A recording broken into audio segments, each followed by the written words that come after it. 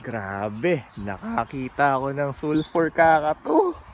Yun o, nasa may kuryente. Teka, dahan-dahan tayo, baka mabulabog. Yun, baba. Yun o, nagpunta sa may garden.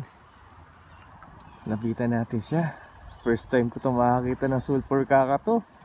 Yung madalas natin makita, yung maliliit na pinsan niya. Naku, lumipad. Yun o. Yun o, ganda.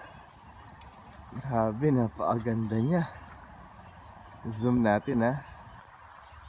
Ayan o. Ito yung malaking kakatu. Yung merong kulay dilaw sa ulo. Ayan o.